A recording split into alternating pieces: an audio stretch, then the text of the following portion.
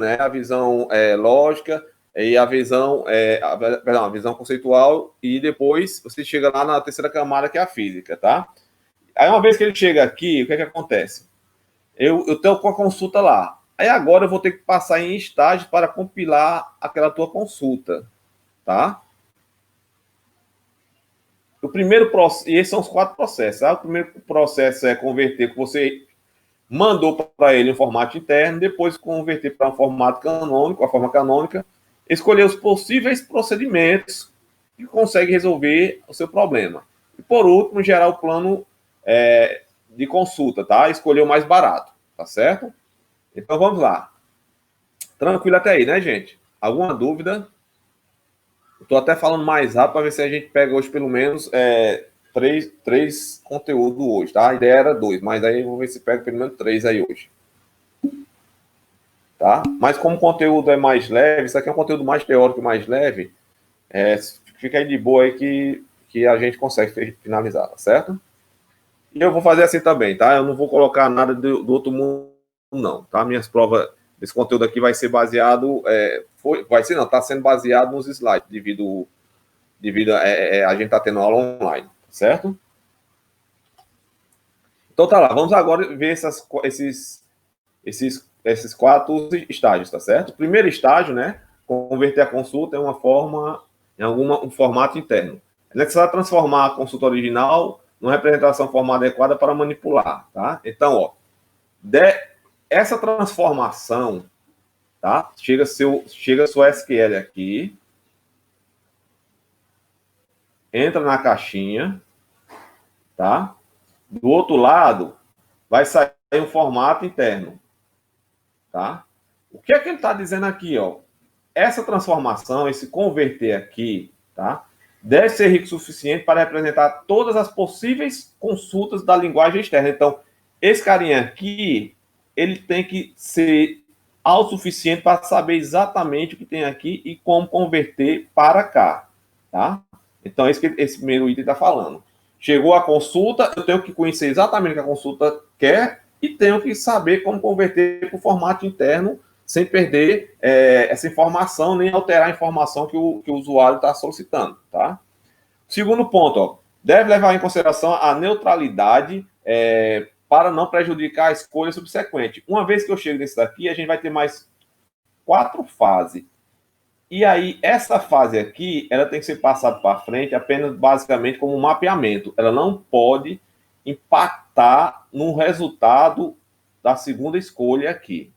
Tá certo? O segundo estágio. Então, vocês imaginam o problema que é esse primeiro estágio, tá? Eu acho que é um dos estágios mais complicados, porque tem que pegar a sua consulta, e aí a gente já viu que a SQL, né?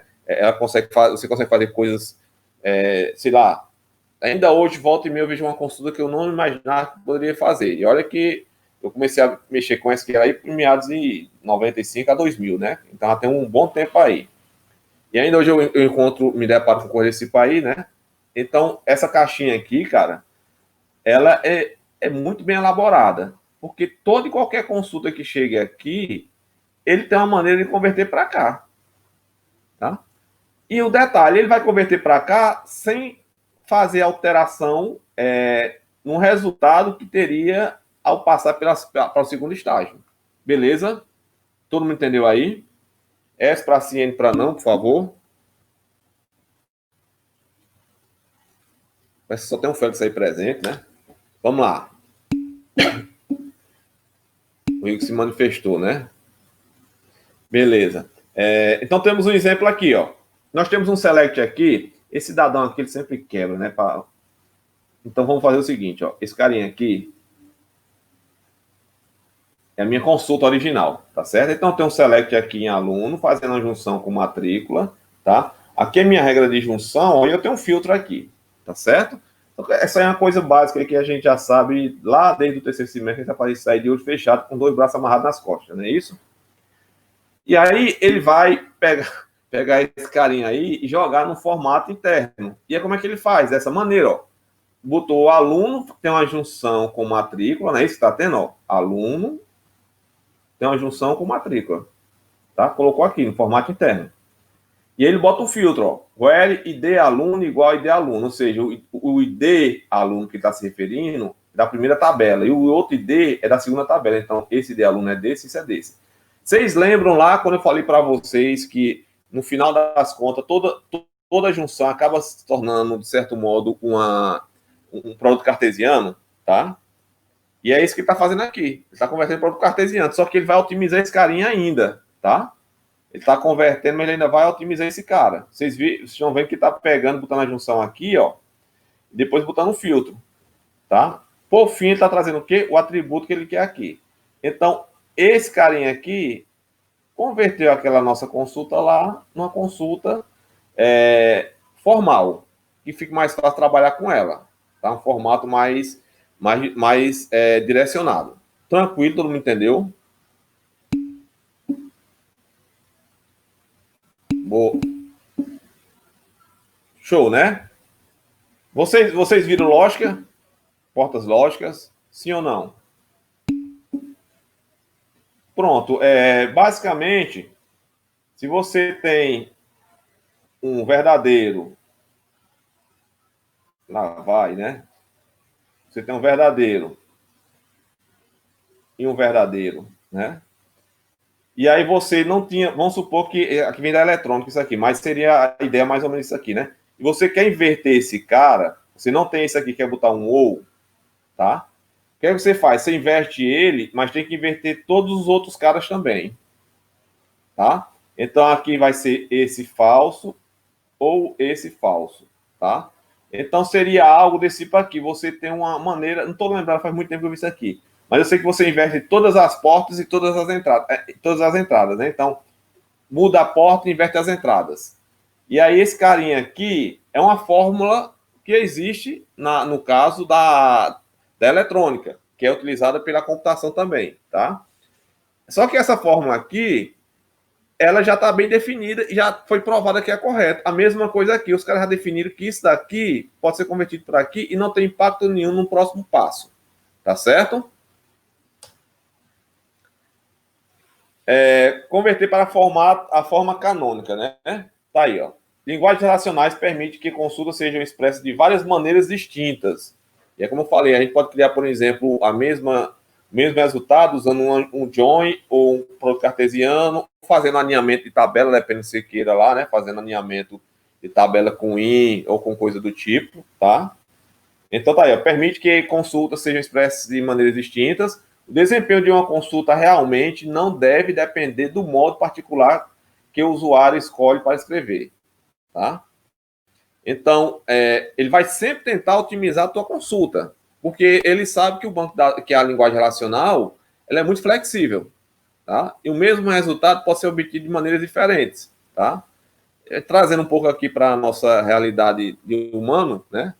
De estudante lá do pré-escolar, é a história da redação, né? Faça uma redação sobre a sua escola. Cada um vai fazer de uma maneira diferente. No entanto, todos vão estar descrevendo a escola, tá? Mesma coisa é o banco de dados relacional, a linguagem relacional, né? A linguagem relacional, você traga todos os alunos com nota X. De repente, pode ter 2, 3, 4 consultas diferentes que tragam o mesmo resultado. E o banco de dados relacional, ele tem que ser forte o suficiente, eu vou voltar aqui, ó, para converter isso num formato interno, ó. E na sequência, a linguagem tem que permitir converter ela para uma forma canônica, tá? E que diabo é isso, né? Ó, a saída do primeiro estágio, né, converter a consulta para um formato interno, deve ser transformada em alguma forma equivalente mais eficiente, tá? Então, converti lá a SQL para um formato interno, mas agora eu tenho que melhorar isso, tá? Ó. Regras de transformações são usadas pelo otimizador. E tá aqui, ó. Parecido lá com o nosso carinha lá, né? Ó.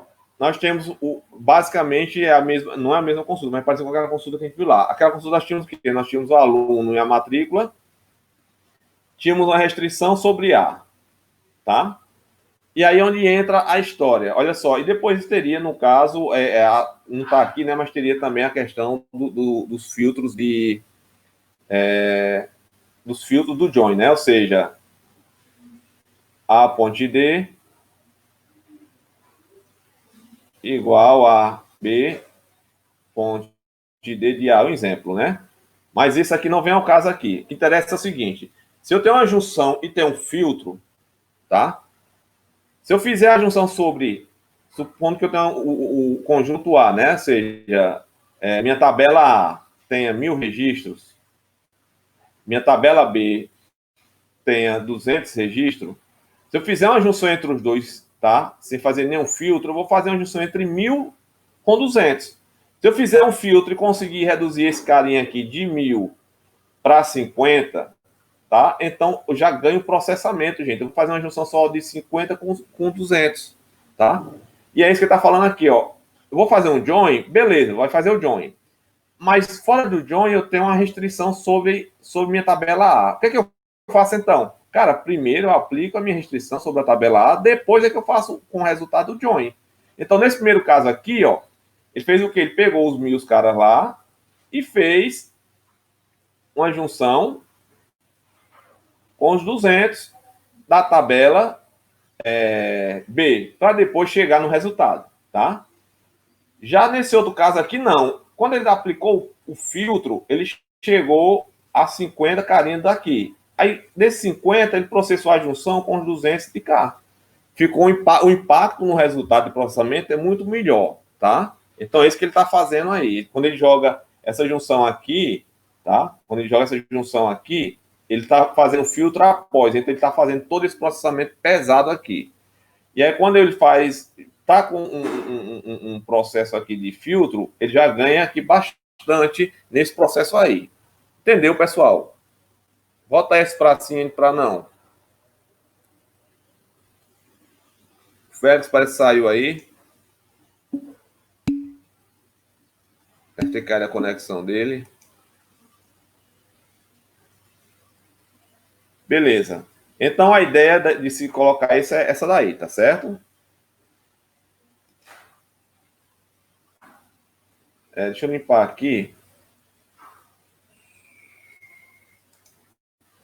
Deixar bem claro aqui para vocês, tá? Ó.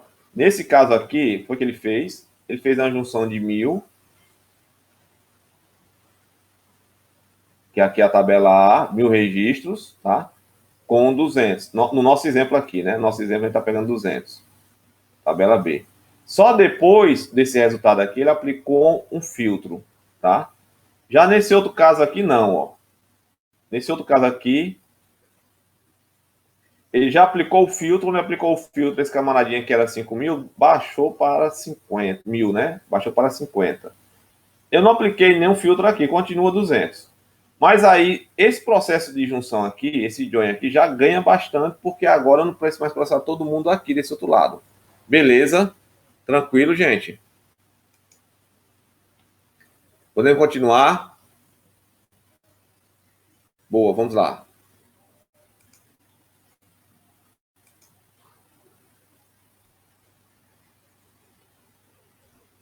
Uma vez que a gente... Cadê? Não tá voltando, não? Bom, uma vez que a gente jogou ele numa forma canônica, tá? Agora eu cheguei... eu tenho que escolher os procedimentos candidato de baixo nível, tá? Que diabo é procedimento candidato de baixo nível, tá? É o seguinte, gente. Quando eu faço um filtro, quando eu faço uma consulta qualquer, tá? Por exemplo, eu faço uma consulta de um join lá, ou de um filtro, seja lá o que for, para cada etapa daquela consulta, eu vou botar aqui simplesmente uma consulta SQL, tá? Genérica aí. Essa consulta SQL, ela tem várias caixinhas de soluções, possíveis soluções, tá? Tá aí, ó. A otimização deve decidir qual a consulta deve ser executada, levará em consideração a existência de índice, a distribuição de valores e dados, as estratégias consideradas. A estratégia básica é considerar que a expressão da consulta especifica uma série de operações, onde essas operações mantêm certa independência entre elas. Existe um conjunto de procedimentos para executar cada uma dessas operações. Então, fazendo uma analogia bem simples, uma vez que esse camaradinha aqui é de alto nível, ele chega um momento que ele tem que vir para baixo nível, tá?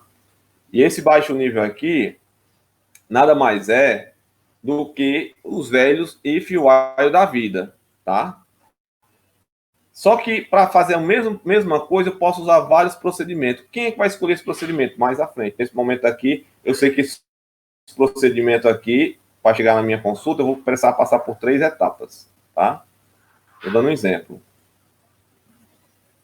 Aí, supondo que esse camaradinho aqui pode ser utilizado aqui e aqui, ó. Esse outro pode usar aqui e aqui. São os caminhos possíveis, tá? Para chegar na saída, tá? E esse daqui pode vir para cá, ó, para cá, ou para cá, ou para cá, tá? Até sair na tua consulta final aqui, tá certo? Então, ó, se eu escolher esse procedimento aqui, que é possível utilizar ele na primeira etapa, eu posso vir por aqui, né? Daqui eu posso vir por aqui ou por aqui para chegar no final. Ou eu posso vir simplesmente por aqui e seguir o caminho direto, tá? Então, essas são as possibilidades que você vai ter para executar um determinado procedimento. Essas caixinhas aqui são procedimentos de baixo nível, tá, gente? Quem faz essa escolha aqui e quem tem esse procedimento pronto é o banco, tá certo? Não é você, é o banco. Tá tranquilo até aí?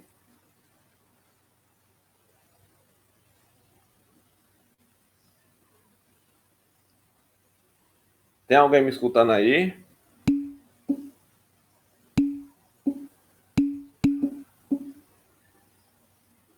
Beleza.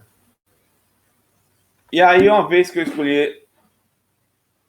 aqui nesse carinha aqui, né? Aí eu vou ter um exemplo. Ó. Para uma operação de restrição e otimização, terá à sua disposição um conjunto de procedimentos, como eu mostrei anteriormente, né? Ó. Associado a cada um dos procedimentos vai uma fórmula de custo, indicando o custo para executar o procedimento. Então, dentro dessas caixinhas aqui, vamos dar um zoom. Vou pegar uma caixinha dessa e levar para lá, tá? Vamos dar um zoom nessa caixinha, tá? Ele está dizendo que essas caixinhas aqui, elas têm um custo, tá? Vou botar o cifrão aqui, mas lembra que o custo não é financeiro, né? O custo aqui é o custo de processamento, tá? Então, ó, vai uma fórmula de custo indicando o custo para executar aquele procedimento, tá?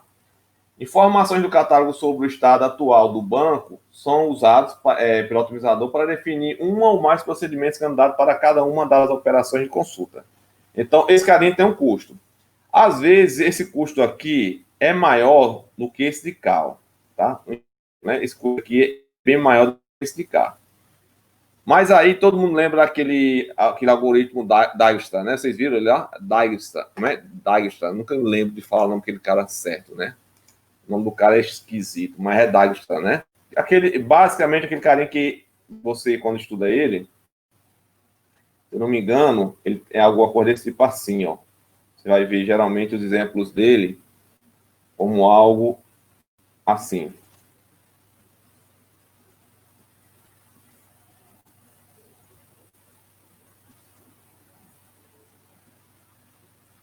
E aqui tu tem os pesos, né? Tem, por exemplo, peso 5, peso 7, peso 8, peso 2,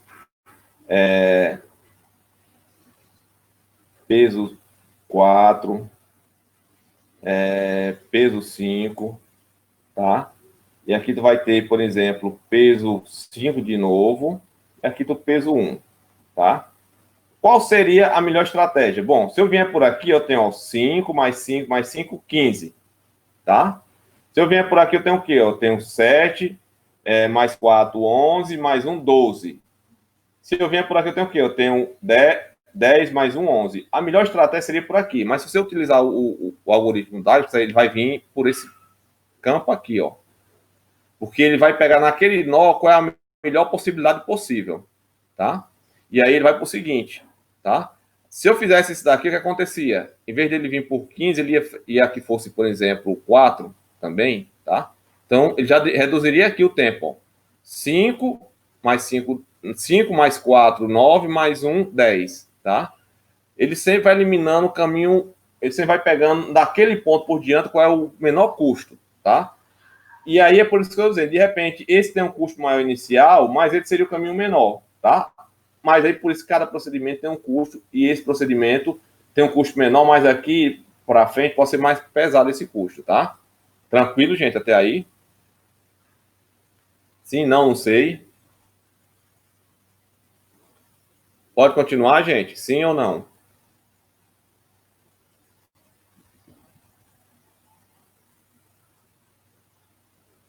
Égua, todo mundo calado.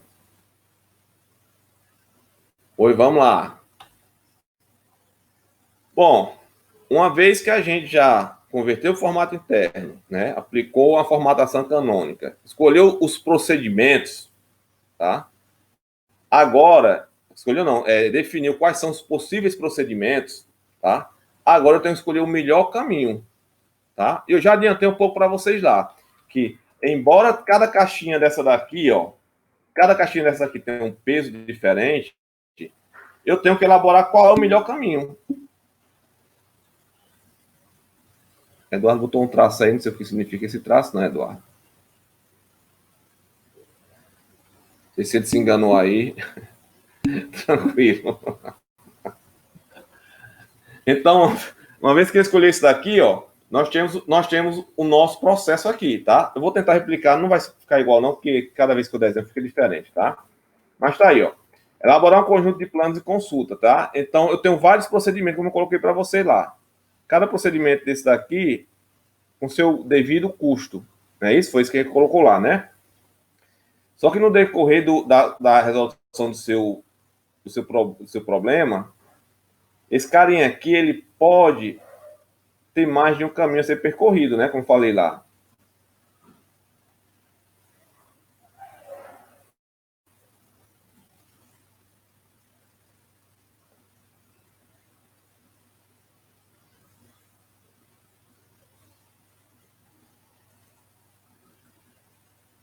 Pronto, cada um pode ter um caminho diferente aí, tá? Fiz aí todo mundo com todo mundo, mas necessariamente vai ser. Na lá não, né? Na lá esse daqui não vai com o de cima não, né? Então, o que é que nós temos aí? Nem esse com o de baixo. O que é que nós temos aqui, então? Nós temos vários planos, tá? Aí nós temos, ó, um plano. Ó, seguindo aqui, nós temos quantos planos? Um plano, dois de execução. Não, um plano aqui, né, ó. Dois planos, três planos. Vamos por cada um, que já estou endoidando aqui, gente. Um plano aqui, ó. Um plano aqui, dois, né? Aí, três, quatro, cinco, seis, sete, oito, né? Nesse exemplo bem simples, nós temos aí 8 possíveis planos de geração de consulta, tá? Então, nós já temos nosso carinho já convertido na forma canônica, né? Convertemos para o formato interno, forma canônica para melhorar a consulta, escolhemos esse procedimento e temos agora essa quantidade aí de possíveis saídas, tá? Aí chegou o momento de eu escolher qual é a melhor saída, tá? Então, esse carinha aqui que vai, nessa etapa aqui, ele vai escolher qual das saídas ele vai utilizar, qual procedimento ele vai utilizar aqui, tá? Então, você vai ter o que aí? Você vai ter, ó, elabora um conjunto de planos de consulta de candidatos, né? Ó, escolhe o plano de consulta mais econômico. Aí, aquele negócio lá do DAG, sabe lá, né? Ó, qual é o melhor plano para chegar nesse. Qual é o menor caminho para chegar aqui? Vai depender do custo que tem cada procedimento desse. O detalhe é que esse custo varia de acordo com o seu banco de dados, tá? À medida que o banco de dados. Desculpem. À medida que o banco de dados vai evoluindo, tá? Você também passa a ter processos nesse meio de campo aí que muda esse custo. As estatísticas do banco, que, por exemplo, em um determinado, vamos supor, tá? Que em um determinado momento, esse carinha aqui tinha um peso 10, tá? E esse tinha um peso 7, tá?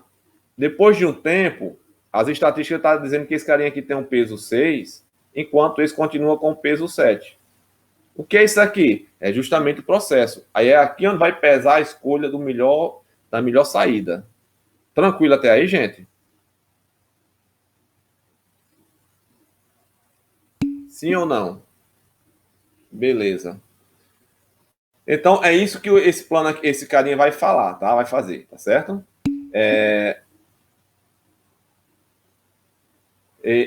Os caras estão cheios de carinha hoje, rapaz. Todo mundo gaiato.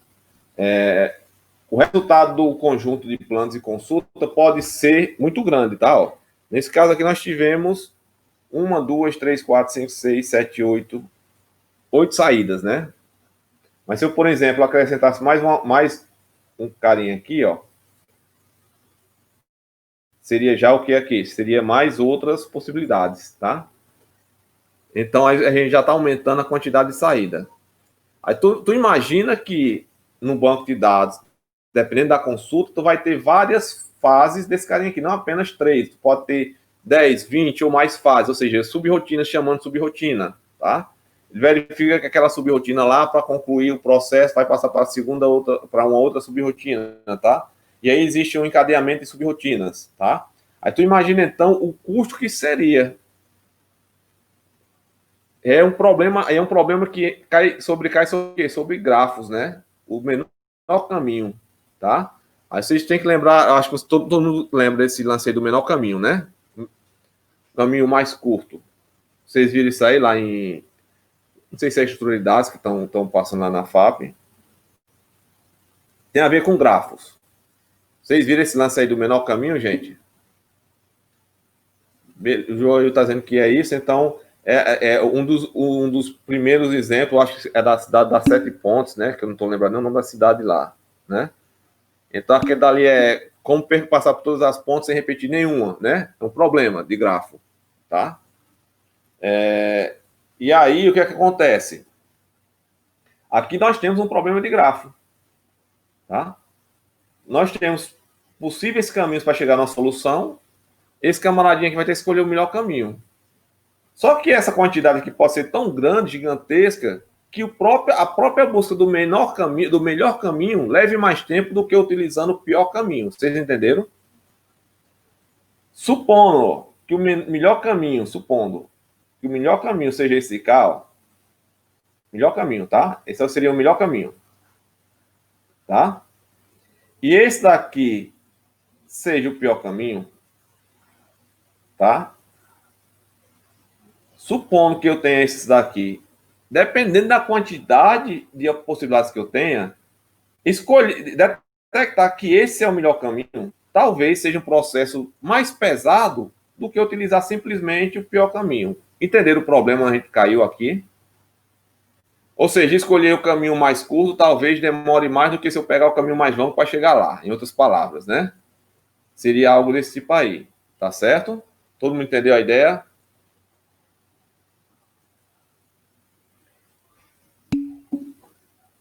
Ok. Então aí tá aí, ó. O resultado de conjuntos de plano de consulta pode ser muito grande, tá? Então posso ter o que? N carinhas aí.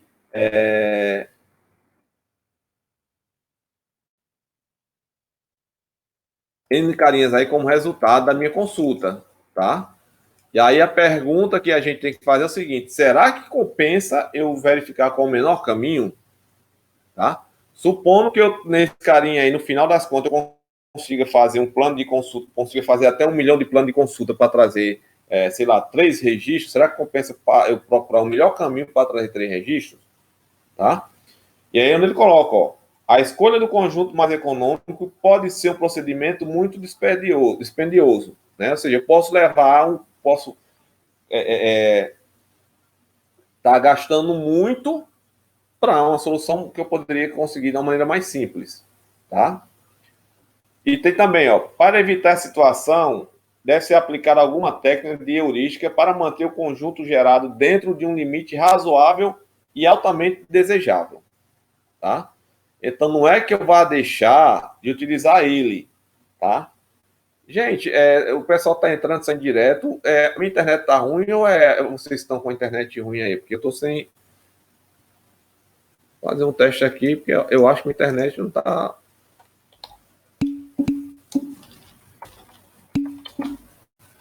Velocidade de internet. Deixa eu ver aqui o que vocês estão respondendo aqui. Ah, tranquilo. Porque eu tô vendo o pessoal entrando e saindo, tô preocupado, tá? Aí você complicou, né? Visual Studio 5 navegadores, aí você quer matar, né? Tem que ser um servidor dedicado Dell aí. Já ia testar aqui minha velocidade aqui. Rapaz, tá ruim desse jeito, porque aqui tá batendo aí 70 aqui, tá bom. De download, né? Apesar de ser brisa net, né? Era para ser 100, mas tá mais ou menos aí dentro do esperado. E a upload tá 18. Vamos lá. Tá tão ruim assim não, né?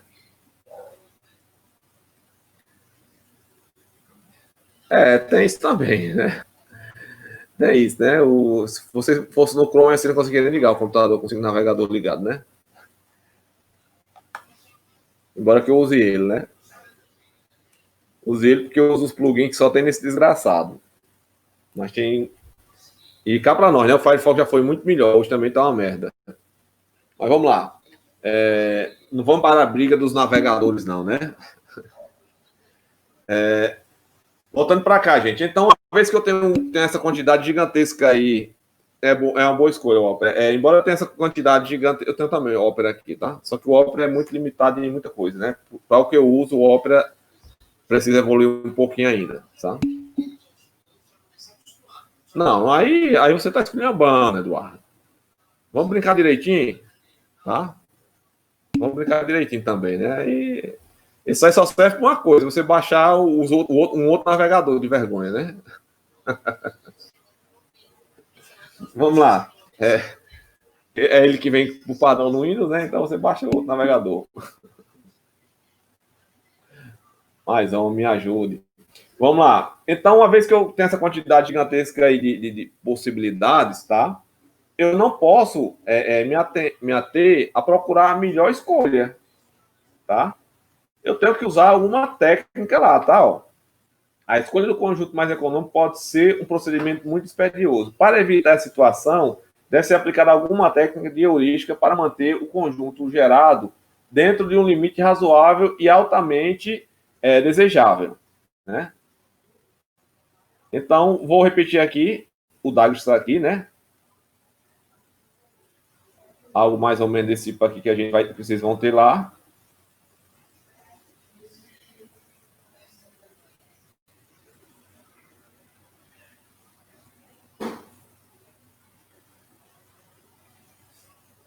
E aí você tendo esse carinha aqui, né? Lembra que, de repente, ele sempre vai levar em consideração, como coloquei lá, né? Eu vou botar valores aqui, eu nunca consigo acertar esse cara aqui. 5, 7, 8, tá? Vou colocar aqui vou botar aqui 3 e 2, 3 e 1 aqui, e aqui eu vou botar 2, tá? E aqui eu vou botar, sei lá, botar 10 aqui, e aqui eu boto só 2, tá? Então, o que é que eu tenho aqui, ó? Como eu falei da outra vez, né? Se eu for escolher qual é o melhor caminho, vou ter que percorrer um caminho, 2 caminhos, 3 caminhos, 4 caminhos, né? Pelo menos, né? Como eu não botei mais opções aqui, eu só simplifiquei. E aí eu posso simplesmente utilizar, aí multiplica isso aqui por 1.000, né? Seria 4.000 possibilidades, eu teria que verificar as 4.000 possibilidades, de repente, simplesmente para trazer uma consulta simples, tá? Com 2, 3 registros. E aí, qual é a saída que você tem nesse carinha aqui, né? Usar um algoritmo, uma técnica de heurística, né? Uma delas seria justamente sempre procurar, eu estou nesse ponto, vou para o próximo, qual é o menor? Esse cá, então eu utilizo ele aqui, tá? Aí, então, cheguei aqui. Chegando aqui, eu vou para o próximo caminho. Qual é o próximo caminho? Esse de cá, né?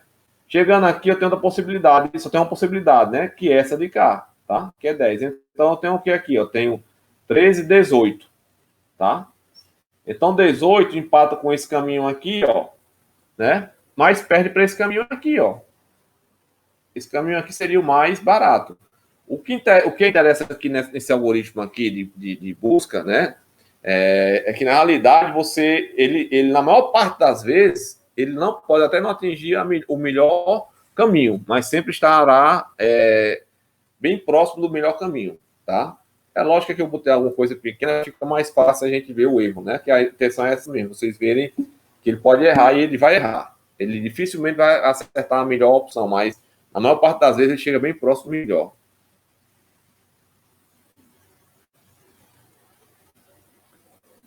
Não, cara, aqui é um 7. É porque não deu para desenhar direito. Aqui não é 2, não. 7, 2 e 2. 7, 1 e 10. Se ele viesse por aqui, ó, ia chegar um momento aqui que era 7, né? Vamos supor que não fosse 5.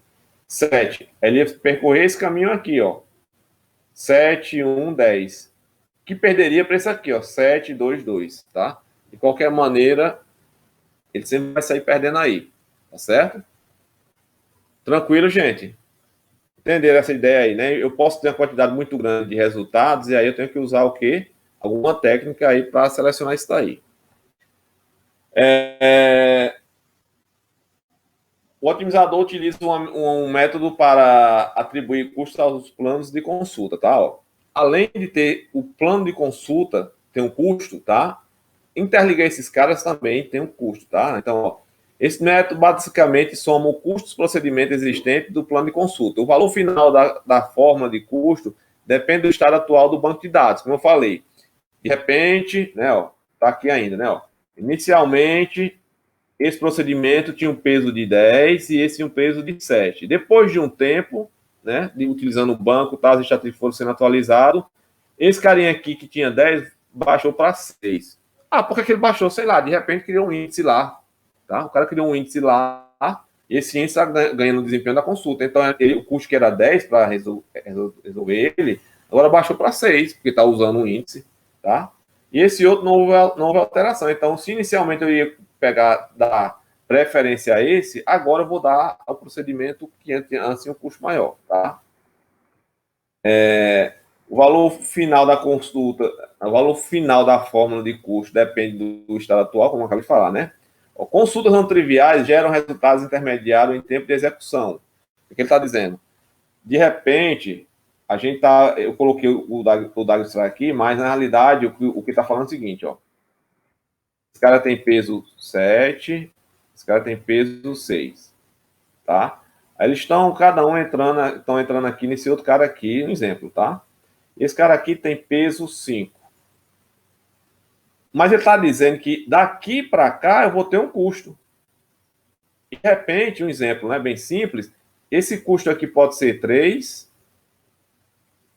o custo aqui, tá? Esse custo aqui pode ser 1. O que acontece, então? Que embora esse daqui tenha um procedimento de custo menor, no cálculo final, se eu utilizar esse custo intermediário aqui, talvez essa opção não seja melhor, ou seja, é mais uma coisa para se preocupar, tá?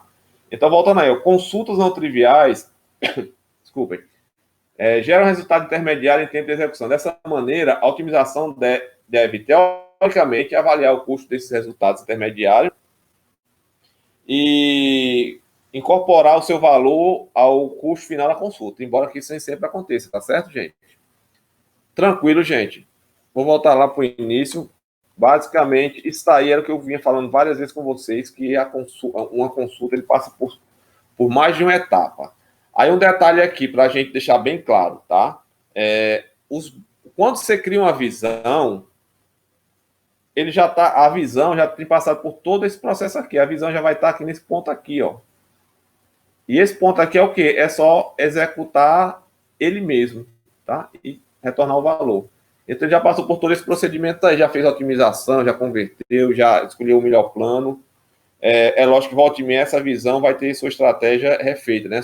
Pelo menos os bancos de dados deveriam recopilar, porque eles recompilam volta e meia essas visões, tá? E aí, dúvidas sobre esse procedimento, gente? Eu espremi aí em uma aula, não, em uma hora, o que geralmente seria 2 aí, só para a gente ter mais material aí para a prova.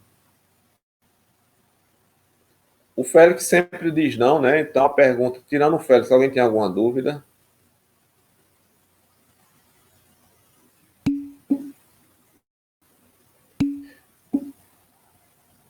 Só na hora da prova, né, Wesley?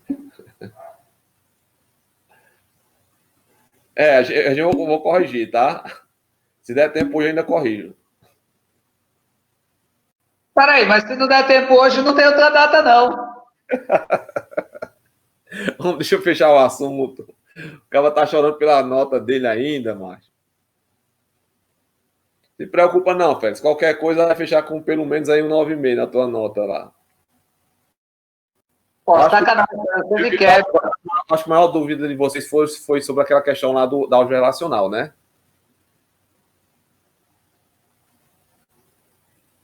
Deixa eu chamar ela aqui, a prova aqui.